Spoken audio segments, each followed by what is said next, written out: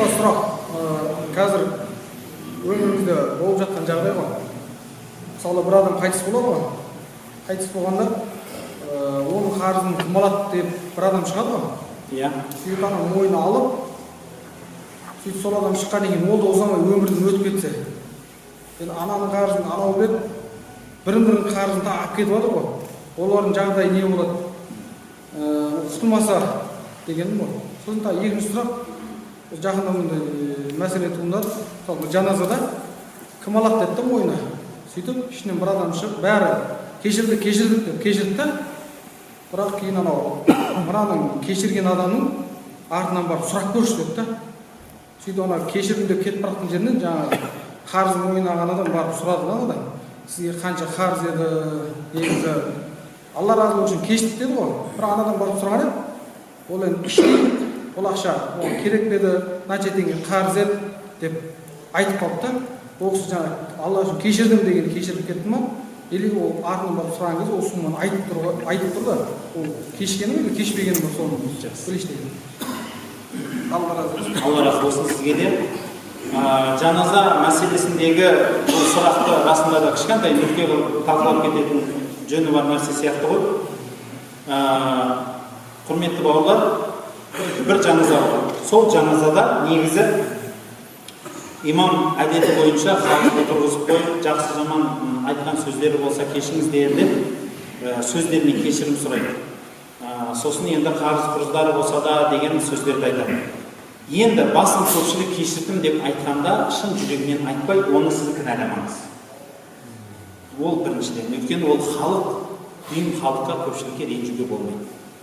Ал егер шынымен ақ сіз кешірдім деп айтып қойып, кейін қайтадан бәрі жүрегіңізде қап кетсе, шариғат бойынша бұл не болады десе, ол екі нәрсе. Егер шынымен сіз өз-өзіңізді алдап тұрып, немесе халықты алдап тұрсаңыз, соның жауабы береді болады бәрі.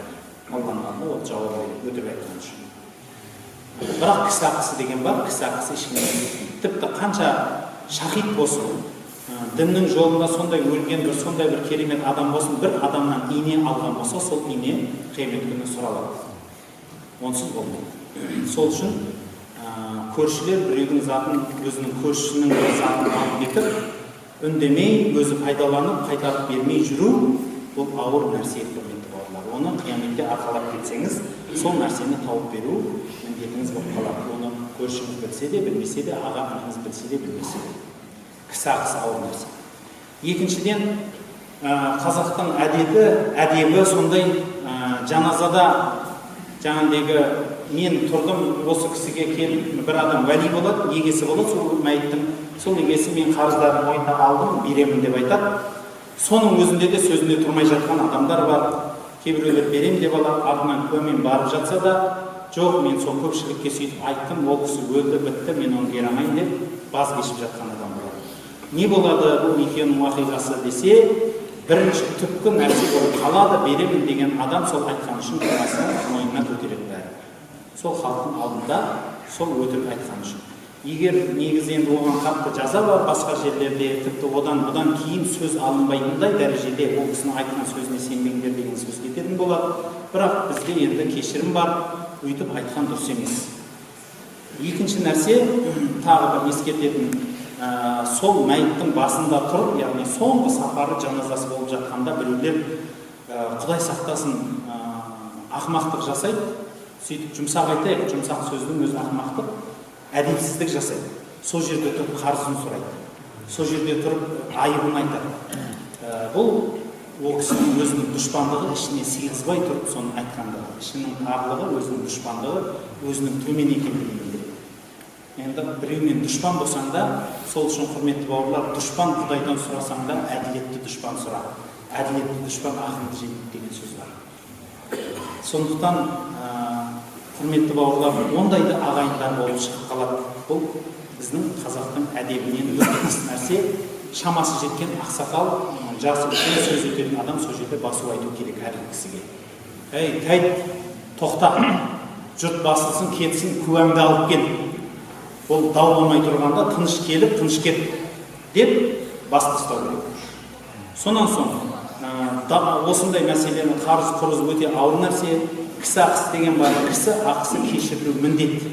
Егер шын жүректен кешірілмесе, оны қайтарып беруі керек болады. Сол үшін кісінің ақысын мойнына алған адам өзі өліп кетсе, ол адам мойнына алғанменен соны жасай алмаған үшін жауабын бермейді. Бірақ сол ақы дүниеден өткен бірінші адамның мойнында бәрібір тұрады, өтелмегендігі үшін. Анау мойнына алған адам алып кетпейді оның ақысын. Ана бірінші адамның мойнында қалады.